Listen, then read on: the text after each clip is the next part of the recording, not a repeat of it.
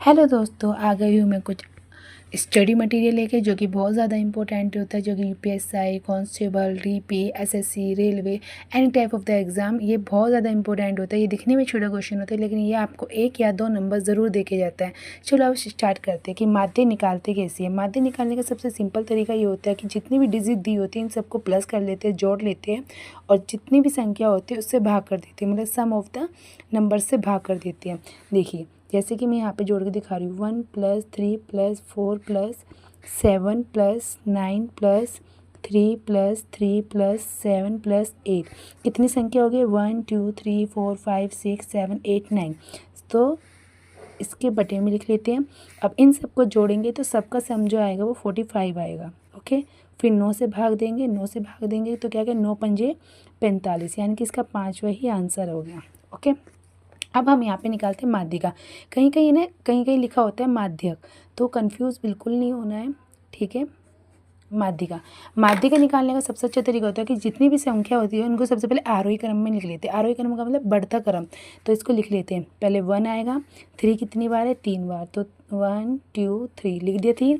फिर आएगा 4, फिर आएगा इसके बाद 7, 7 कितनी बार है 2 बार है, ठीक है, 7 2 बार हो गया। फिर आ जाएगा 8, ठीक है, और फिर आ जाएगा 9, ठीक है। अब हमने आरोही क्रम में लिख दिया।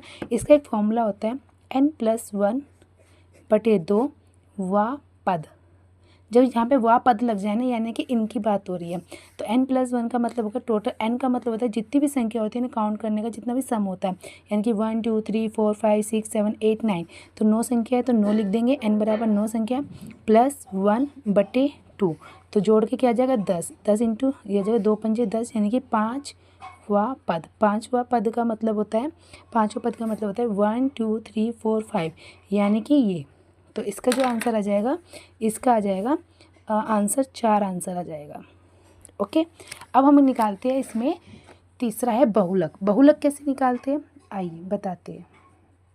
बहुलक सबसे सिंपल होता है निकालना। बहुलक का मतलब होता है कि जितनी भी संख्या जो ज़्यादा बार है वही इसका आंसर होता है। इसमें एक संख्या 1 बार है, 4 1 बार है, 7 2 बार है, 8 1 बार है, 9 बार, लेकिन 3 संख्या 3 बार है, यानी कि सबसे ज़्यादा संख्या कौन सी 3, यानी कि इसका जो आंसर होगा ना वो 3 ही होगा।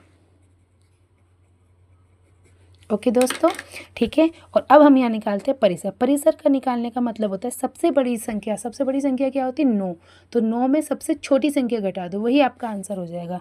तो सबसे बड़ी संख्या आ गई आपकी 9, ठीक है, और 9 माइनस सबसे छोटी संख्या यानी कि 8, 8 हमारा हो गया आंसर। जो भी मतलब आपको समझ में आता है तो आप इस चैनल को लाइक कीजिए। ओके, ये बहुत सबसे सिंपल